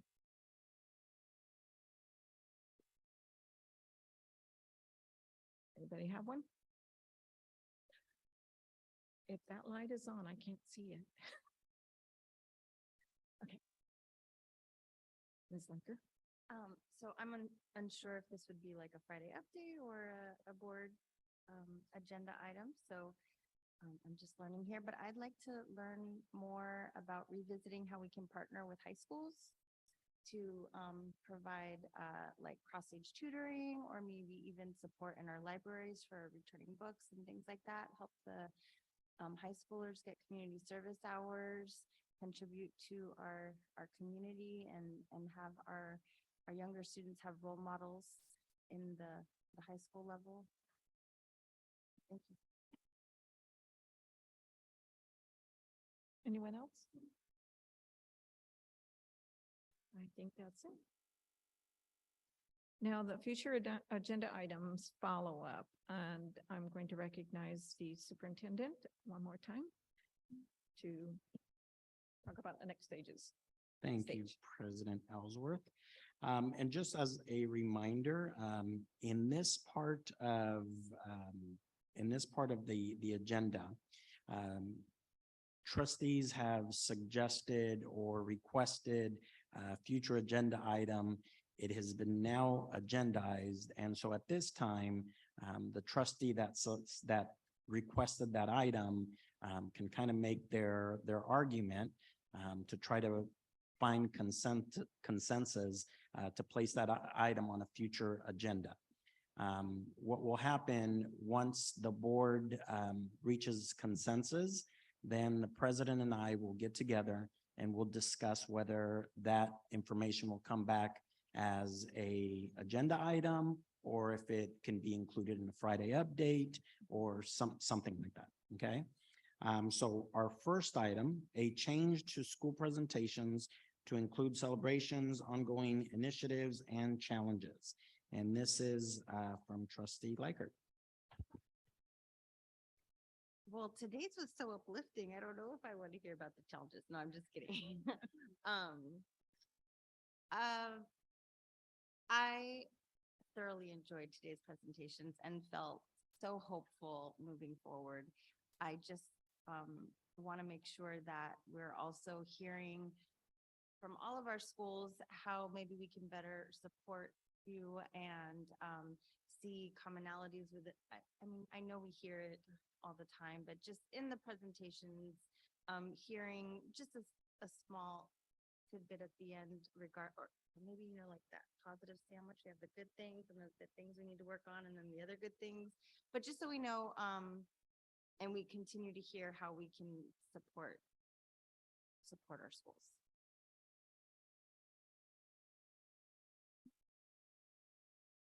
All right, any questions from the board? And you want us to find consensus to go forward with it as an agenda item? As an agenda item, but I can provide some information. Our school presentations they're designed to share the positive things, the goals that the schools are working on, some of their data, and some of the challenges that they are having. So if the board is in agreement, we could work on just maybe making those challenges a little clearer in each of the presentations. So it wouldn't really, we really wouldn't need to do a lot other than just, ensure that the presentations are making those challenges a little clearer during their presentations. Is that okay with you? To know what you're supporting too, yeah. Could you support? Yes. I think that would be fine to just, let the principals know that there's a little interest and a desire to support. Okay, thank you. Thank you. The board bylaw regarding area representatives and trustee areas. Oh, I'm sorry. Am I reading that or are you reading that? Either way is fine. But this item is Trustee Quinones. So Trustee Quinones, can you please tell us a little more about this item? Yes, thank you, Superintendent, Madam President. I think the board bylaw regarding area representation and trustee areas, including the board policy, board bylaw 9111 term limits, can be moved to our study session to cover the language in BB 9111 to include also the area representation in what that language supports. Thank you. I would hope the board would join me on that. Oh, yeah. Well, yes. Okay, thank you very much. And so just to kind of summarize that, what we will do is we will move this conversation to our working together session that the board and I have, where we discuss exactly what does it mean to be an area representative. I think that's what you're looking for. Okay, thank you. And then last item on there is Trustee Lopez Eguino. And there was an update on community schools, which we had a little update today. So if that was sufficient, then, we can kind of check that one off the list. But if not, I will turn it over to Trustee Lopez Eguino. I mean, I really appreciate the presentation today. It was helpful. I wouldn't mind hearing more if there's, I know we're in the beginning stages of it. So I'm not sure if it has to be at the next board meeting, but I would like for us to have like a deeper dive and like what community schools could look like specifically here in the South Bay. Okay, and so one of the things that we can do, like today we gave an update just regarding the process and where we're at. And as soon as we have further developments, so once we're approved for the planning grant, then there's going to be some more developments, but we could definitely look at, you know, continuing to update the board on our progress. That works for me. Thank you. That sounds like a good idea. And of course, they'll let us know when we get the grants and what's going on. Yeah. But thank you for bringing that to the forefront because it's a good question. Okay. Everybody good with that? Okay. Communications from the Board of Trustees. We have 3 minutes to say what we'd like. Would like to go first? I just want to put this on record. It's Eggy no. Eggy no. Right?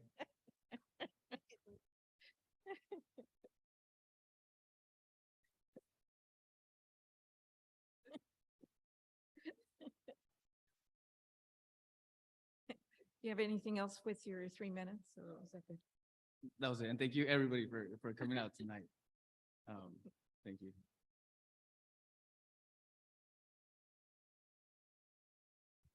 What a great meeting. Thank you, Board of Trustees, Madam President, Superintendent, staff, and everyone that came, schools. It was a beautiful evening. Thank you for all your hard work.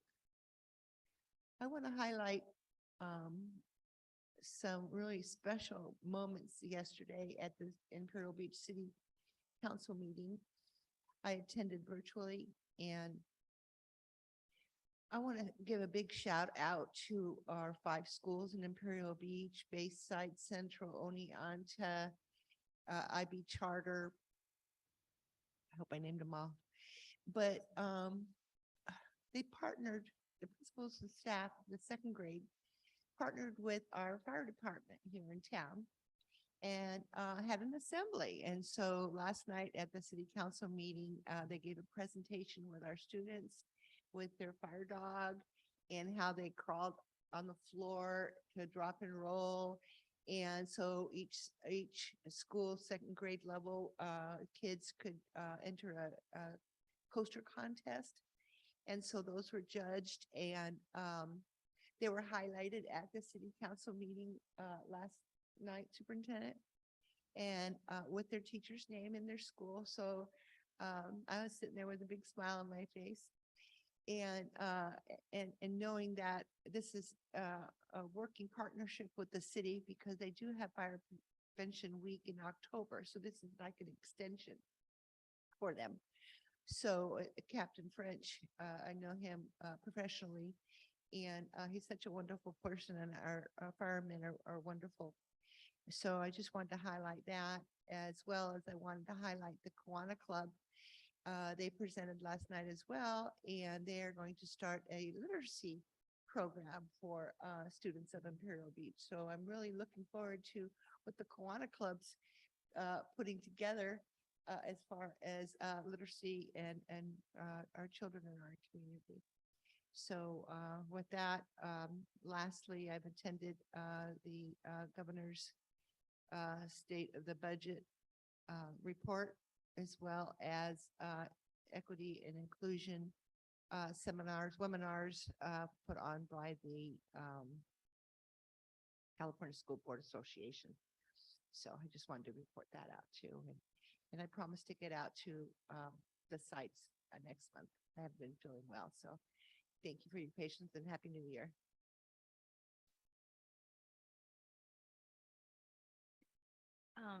I felt so many things today at this meeting. Like I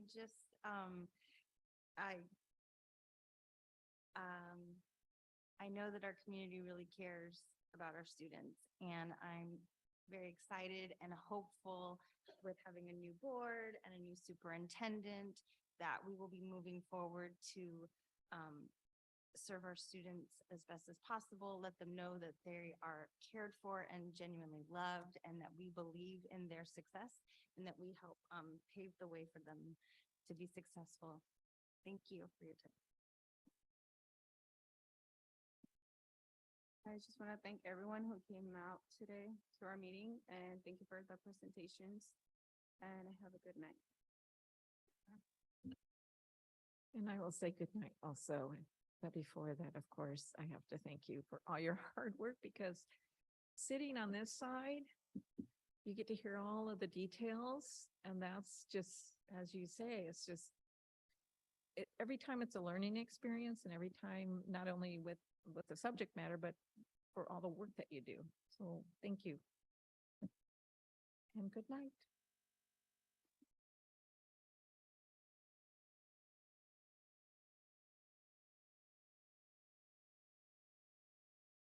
No, it's amazing how much work they do. Whoop. I know, I'm tired. I can tell I'm tired. My omelet did not last me long enough. So.